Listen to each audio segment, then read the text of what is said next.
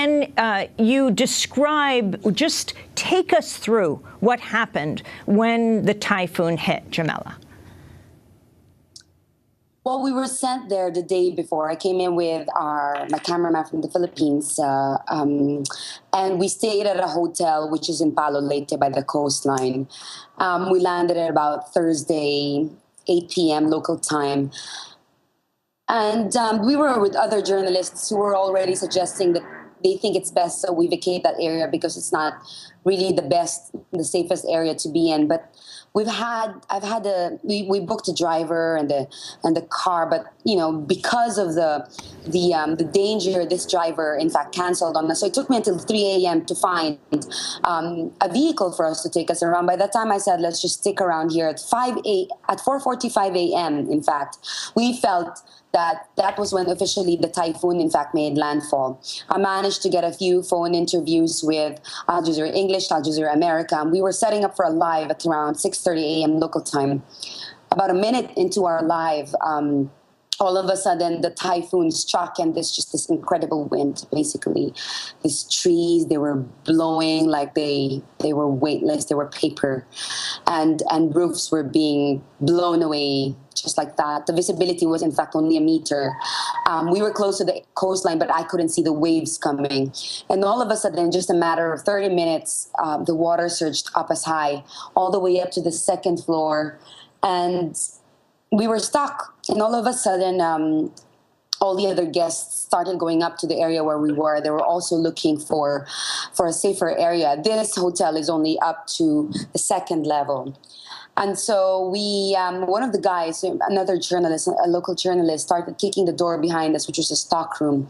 And he kicked the door open and we managed to get in, but it turned out to be a place full of shelves of towels and water supplies and all these things. And there was a roof over there. And so we climbed up to the ceiling and held on to the beams of the ceiling. And we held on to it for about an hour. And all of a sudden we felt that the wind was actually starting to, the roofs and the ceiling was actually starting to give way.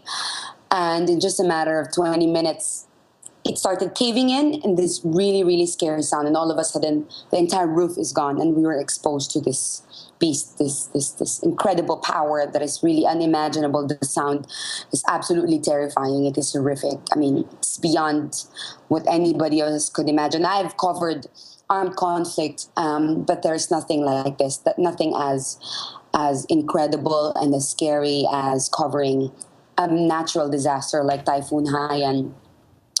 When we were exposed to that, we managed to hide in one of the shelves. We took shelter. The debris were just flying over on top of us, above us. We knew that the eye of a storm was just above us.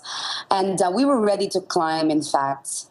And we were holding on to empty gallons of this water, plastic bottles, this massive gallons of water containers, hoping that this could actually keep us afloat in the event that we have to jump. And we waited for 2 hours and thankfully the water didn't rise up to the level where we were planning to jump on, basically.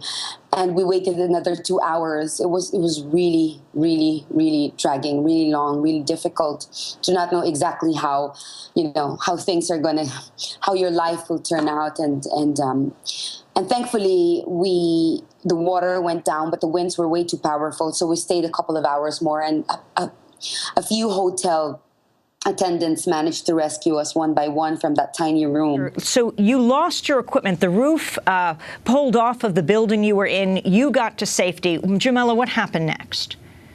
Well, we just made our way out of that area, basically, because there was nothing left. I mean, that place has become a ghost town in just a matter of 3 hours. And walking out of there took us about 3 hours to get to the next town. And it was just devastation everywhere. There was looting already. And it was hard to imagine how, the damage. I mean, it's something that you see in the movies, but you can't quite.